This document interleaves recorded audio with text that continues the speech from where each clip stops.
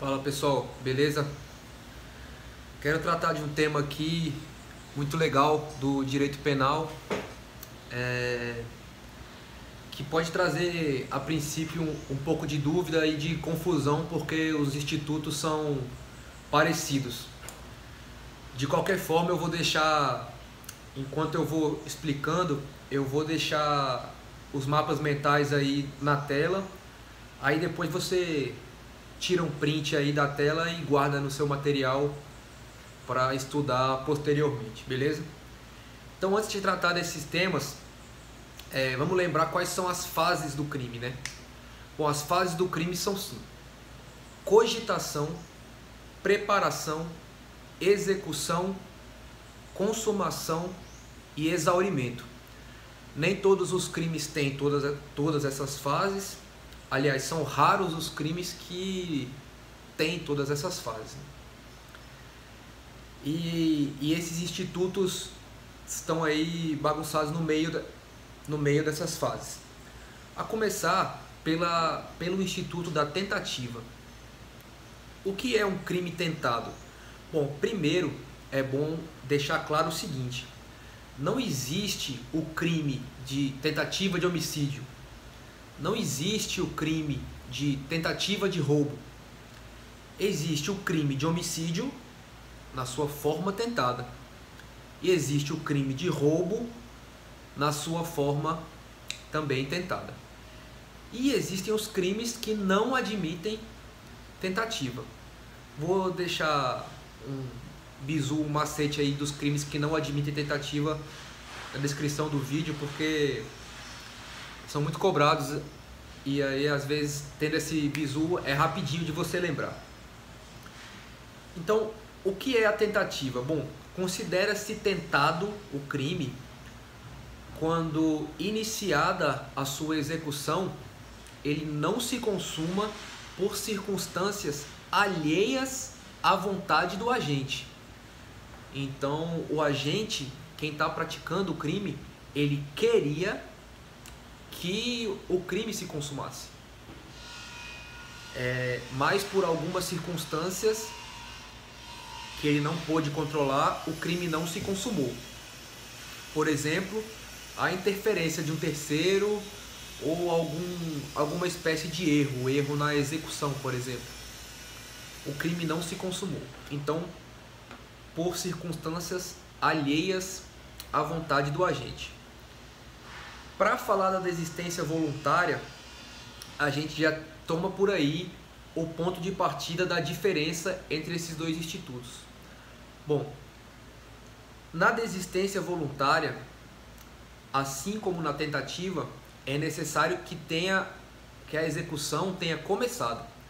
Então, iniciada a execução, durante a execução, o agente desiste de consumar aquele crime de maneira voluntária, o que não se confunde com espontaneidade. Qual é a diferença entre voluntariedade e espontaneidade? Bom, voluntariedade, ela pode vir inclusive da ideia de um terceiro. Alguém pode dizer para mim: olha, não continua praticando esse crime aí não, porque vai dar merda. E aí eu falo, realmente vai dar merda. Então, é uma conduta voluntária, mas não é espontânea. Espontânea teria sido se tivesse partido de mim mesmo. Aí seria voluntária e espontânea, certo? Então, a desistência voluntária, iniciada a execução do crime, ele não se consuma porque eu mesmo desisti de consumar aquele crime. Então, nesse caso, eu vou responder só pelos atos que eu já pratiquei, já que o crime não se consumou. O melhor exemplo, não sei se é o melhor, mas é o que eu mais gosto, do agente que sequestra alguém com intenção de matar. Então, o dolo inicial era de matar, mas durante o sequestro, então iniciada a execução, eu desisto de matar aquela pessoa. Então eu vou responder só pelos atos já praticados, no caso, o crime de sequestro. Beleza? Vou passar aqui para o próximo instituto, vou mudar aqui a página do esquema. Bom, o arrependimento eficaz. Quando que o arrependimento eficaz se diferencia da desistência voluntária? Na desistência voluntária, eu disse que, iniciada a execução, o crime não se consuma porque o agente desiste. Já no arrependimento eficaz, a execução já terminou, mas também não houve consumação. Lembra das fases do crime? Então, não houve consumação, mas a execução, tudo que eu podia fazer para que aquele crime se consumasse, eu já fiz, tá certo? Só que tendo terminado a execução, eu me arrependi daquilo que eu fiz. E é importante que o crime não tenha se consumado, senão já era. Então, terminada a execução, eu me arrependi daquilo que eu fiz e tomei as providências para que aquele crime não se consumasse. O melhor exemplo é o seguinte: eu tenho a intenção de matar alguém. Tenho um revólverzinho Bulldog de 5 tiros. Descarrego o revólver na pessoa, 5 tiros. Só que terminei a execução. Aquela pessoa não morreu. Ela tá lá agonizando e tal, aí eu me arrependo do que eu fiz, presto socorro àquela pessoa, levo pro hospital e aí lá com os procedimentos acaba que ela não morre. Então perceba o seguinte: por que que eu não vou responder pelo homicídio tentado? Porque na tentativa o crime não se consuma por circunstâncias alheias à minha vontade. Aqui não, aqui eu terminei a execução e eu mesmo socorri aquela vítima e impedi que a minha intenção inicial, que o meu dolo inicial se consumasse, que era o dolo de matar aquela pessoa. É óbvio que nesse caso eu vou responder pelas lesões corporais causadas pelos disparos, mas não pelo homicídio na forma tentada, que teria uma pena muito maior. Beleza? Vou mudar aqui de novo o esquema. Acompanha aí. Então, falamos desses dois institutos, do arrependimento eficaz da desistência voluntária e da tentativa, né? 3 no caso. E agora vamos tratar do arrependimento posterior. Lembra sempre das fases do crime.